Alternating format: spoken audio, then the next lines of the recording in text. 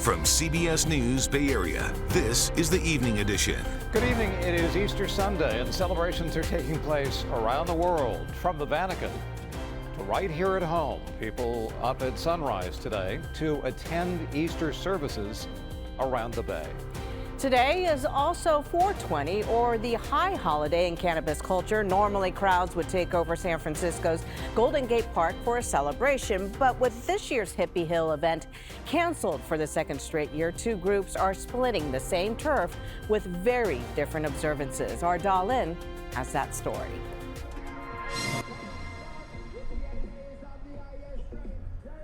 Peace, love, and a whole lot of smoke on Hippie Hill. Every day is 420 because I smoke marijuana every day. Young and old, lighting up the big fat joints. 3 strands of weed right now that we finna smoke and get higher than what we just was. Freedom and relaxation. Makes me happy. That's what I feel. To see everybody together and enjoying themselves. The OGs like Mark Sirioni say they much prefer this format. He's attended previous 420 celebrations at Golden Gate Park when tens of thousands of people would pack Robin Williams Meadow and Hippie Hill. There's not so many people. Where you're stepping over people just to get by. I mean, there's pros and cons to it. I mean, I like the popularity, but less is more. Mark likes the non-structured environment. No fencing, no gates, and no large corporations. In the past, I've avoided it because there's so many people. I would go down to the beach on 420. But organizers hope they can raise enough money to bring back the big annual celebration next year. The previous celebrations were for adults 21 and over. These young ladies say they'll turn 21 in time for the next 420. For now, we prefer it this way. So, we could just come here and chill. But hopefully maybe soon there could be events. Without an official event this year, the city once again partnered with Volo Sports to offer free sporting activities at Robin Williams Meadow. Cannabis users are encouraged to take part as well. A lot of this has to do with crowd control. And they know what they're doing. They blocked off the streets the way they're supposed to so they can siphon the way the crowds come and go. The area had a little more traffic than last year because Easter Sunday happened to fall on 420 this year. A few hundred yards away, families and young kids were celebrating birthdays and participating in Easter egg hunts. Mark says it's the perfect representation of San Francisco. Peace, love, and harmony. Personally, it just means a lot of fun. It means a way to celebrate, just to celebrate life in general. Yeah, no issues so far. Everybody seems to be coexisting, and it appears to be much more manageable this year. I remember one year when there was an official party here, there was so much smoke here, you couldn't see through the other side of the field. So this year, much more mellow on this 420. To Marin County now, an update on the devastating crash that took the lives of 4 teenagers Friday night and left 2 others in critical condition. A vigil was held last night in Fairfax. People gathered to remember and honor the victims, all between 14 and 16 years old. Parents, city leaders, and faith groups stood together to offer support to grieving families and to one another. It just seemed like it was so needed, like people really needed to be here together. We are a very small town, and people have an amazing ability to pull together when there is a tragedy.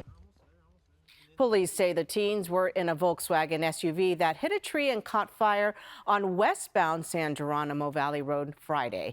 No other car was involved in the crash, with the cause still under investigation. Governor Gavin Newsom offering a $50,000 reward for information leading to the arrest in the shooting of a Hillsborough police officer. In February, a suspect ambushed and shot the officer in the station's parking lot. The shooter escaped, sparking a manhunt that so far has led to no arrests.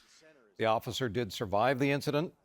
Newsom also announced 3 other $50,000 rewards for info related to another shooting in Petaluma and 2 more cold cases down in La Mesa and in Lemoore.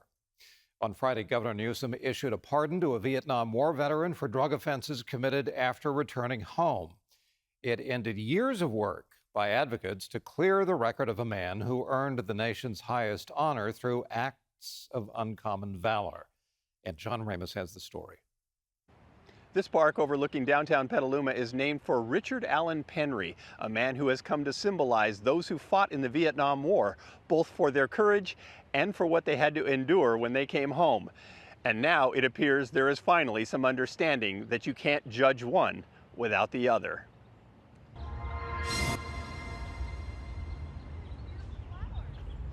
It was during Vietnam that they created the Prisoner of War Missing in Action flag to remember those who were left behind. And in some ways, it even represents those who came back. Sergeant Richard Penry, known by most as Butch, was by any account a major hero. One evening in 1970, his platoon was ambushed and most of his buddies seriously wounded. All night, he alone held off enemy fighters, and when dawn broke, he carried 18 men to safety, for which he was awarded the Medal of Honor, the nation's highest military honor. But then he returned to the States, where people hated the war, but took it out on the soldiers. Dwayne Wilson remembers what that was like. Or you come home, and every time you turn around, there's someone either spitting on you or throwing stuff at you or calling you names, calling you a baby killer. In your brain, you're like, I'm proud I've served my country, I've done this, but by the time you got back and what you saw, you start to question.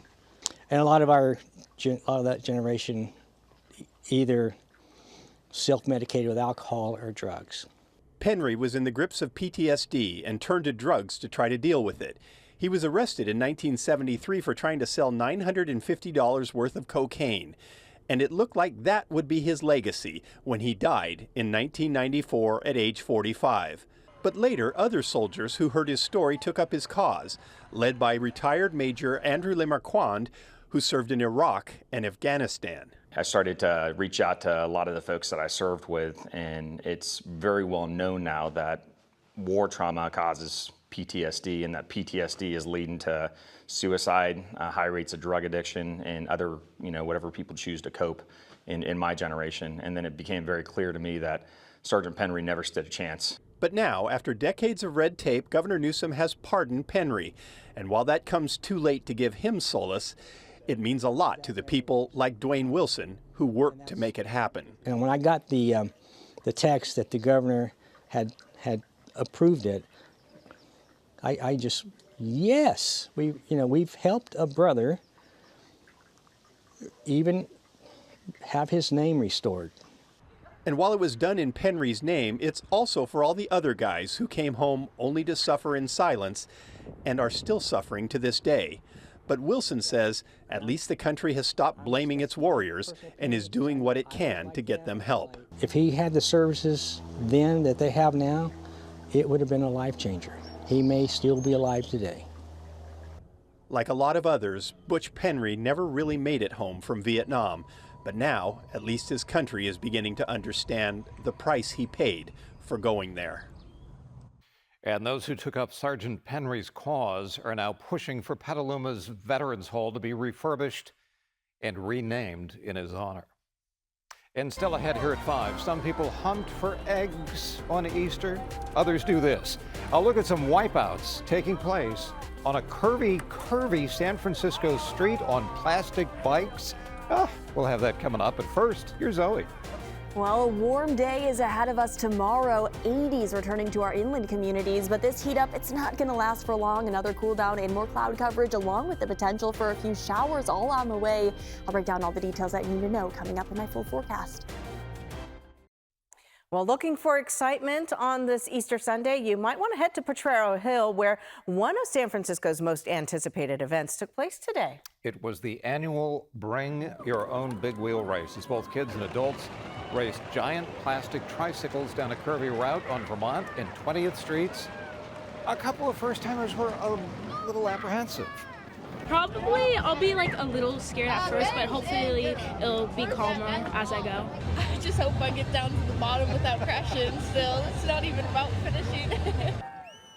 The Bring Your Own Big Wheel race is in its 23rd year. A beautiful day to go out today, Zoe. Oh yeah, gorgeous day to ride your big wheels, your regular bikes, go on a run, go to church for Easter Sunday. But anything that you did today, I hope most of it was outdoors because it was absolutely gorgeous. But if you want to wait till tomorrow to soak up that sunshine, I don't blame you either, because you notice that marine layer that's been holding tight for basically the past couple of days. You could still see it on our satellite and radar, especially for us here in the Bay Area. And that's going to continue at least through early tomorrow morning. But by tomorrow afternoon, every everybody is going to be beginning to see quite a lot more sunshine. That includes our coastal communities, which is awesome. If you want to head out to the beach tomorrow, it is actually going to be sunny out there, and it's going to allow our temperatures to warm up a degree or two more than they were today. Right now, we are still feeling warmer than yesterday, though. We're still looking at those high 70s across our inlandmost communities, mid to lower 70s across the bay, and here in San Francisco, we're nearly 60 degrees. Definitely not nearly as warm here today, as there is a bit more cloud coverage hanging on closer to our coastal communities, and that's going to continue, like I said, through early tomorrow. But by early tomorrow morning, with those foggier conditions sticking around, we'll actually be starting off our day very similar to what we felt yesterday, maybe a degree or two warmer. 50 degrees in Oakland, upper 40s in San Francisco, right around that upper 40 to 50 degree mark for most of the Bay Area. Definitely cooler across our North Bay, as usual for this time of year. But it's tomorrow afternoon that everybody is going to be warming up to well above what we are feeling today. We are going to be seeing those inland areas getting back into the 80s. Once again, those deeper and darker oranges and reds filling in with 82 degrees from Livermore all the way up to Fairfield. That might even be in the mid 80s. Areas around the Bay even going to be in the upper 70s all the way down into the Santa Clara Valley and near 70 degrees here in San Francisco. Even our coastal communities, with the lack of cloud coverage, is going to definitely be clearing out tomorrow afternoon. A lot of cloud coverage again sticking around early tomorrow morning, but this is our view of our clouds by tomorrow afternoon. Basically, the entirety of our coastal Bay Area communities will be seeing quite a lot more sunshine. It's going to be lovely out there tomorrow. So if you have any personal days or vacation days maybe saved up, you've been waiting, wondering when should I take them and head to the beach tomorrow, definitely that day to do so, as high pressure is building overhead. But as you all know, this time of year, UV index is getting higher. So I just want to remind you all to grab the sunscreen and enjoy the sunshine while you can, with these quiet and calm winds as well. By Tuesday, though, you notice these winds picking up as the onshore flow will return. And the onshore flow is going to bring us more cloud coverage. It's going to bring us the potential even for a little bit of misty conditions potentially arriving late Friday and into early Saturday morning. It's not going to be anything widespread. It's not going to be anything crazy heavy, but hey, at least there is the slight potential for rain on the way by the later parts of this upcoming week, along with those cooler temperatures. So again, moral of the story is get out today, tomorrow, and enjoy those warmer conditions while you can.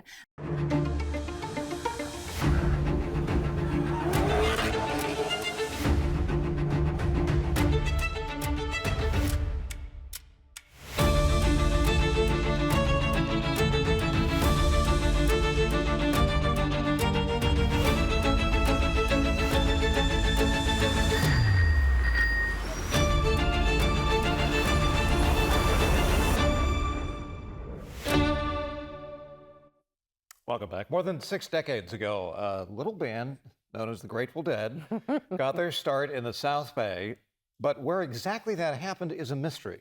Now, 2 rock historians are sifting through the haze to try and find an answer. Len Ramirez has that story.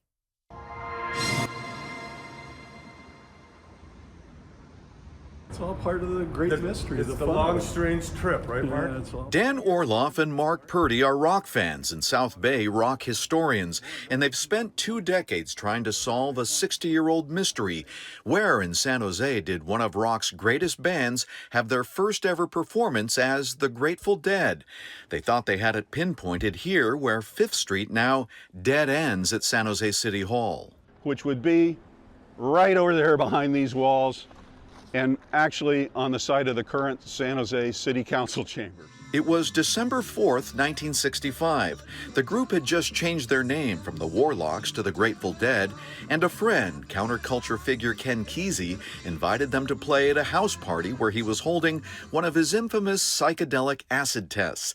Purdy, a former sports columnist for the Mercury News, interviewed people who said they were there, and it was inside this large Victorian house. And for years, that was the accepted thing. The house once stood at 43 South 5th Street. It was moved in the early 2000s to St. John Street to make way for City Hall. But now a potential rock relic has just surfaced, putting a sour note on the story that it happened here. It is a handmade crayon poster for the acid test party, which was just put up for auction by an anonymous owner who said she removed it from a nearby telephone pole on the night of the party. But the poster lists the party location as 38 South 5th Street, not 43, and the house at 38 burned down decades ago. Dan and Mark have been analyzing photocopies of the original poster ever since it reemerged. I caught it first because of a news feed. Yeah. And I was like really happy. Oh my God, after 20 years, we're going to see the poster that commemorated 43 South 5th as the acid test. This is actual physical evidence. 8 seconds later, I see 38, and I called Mark, oh, C-R-A-P, right? And then the journey began. Yeah. Mark went back to the drawing board and compared old city aerial photos with modern-day maps to see where 38 would have stood. And he literally marched off the plot lines to verify, to his relief, that the new location was still within the City Hall Plaza. I'm still unraveling the mystery of why the poster says that, and everyone seems to say here, including somebody I've interviewed who was actually at the party. But what could possibly account for the two conflicting locations? I want to be kind in how I say this. This is 60 years ago, and people were taking LSD. Even though the two houses were once across the street from each other and both locations are still at City Hall, getting the location right matters to rock history and legions of deadheads. I encourage anyone who was there that night and remembers anything to come forward and give us more information. It is a mystery Dan and Mark would like to finally solve soon. Dan is the founder of San Jose Rocks, a rock history group which is now raising money for an historical marker to be dedicated this December 4th, the 60th anniversary of the party and the performance by the Grateful Dead. It's not just a long, strange trip, it's a wild, strange story, and probably incorporated 40. The only question is a big one. Where exactly did the trip begin? Maybe it was in both houses. Well, that's what I was thinking. Maybe they had the party at a neighbor's house. Right? I mean, have you ever... I mean, maybe they covered that and I missed it. But... I mean, have you ever gone out when you're young? You don't get to just go to one house. You go house hopping, you know? Yeah. I'm sure they probably house hopped. You never know. I spent all my time at the public library. yeah, always studying, of course. Funny. That's it for us at 5. We'll see you back here at 6 for another hour of news. And local news always continues streaming on CBS News Bay Area along with the weather. We will see you back here at 6 o'clock.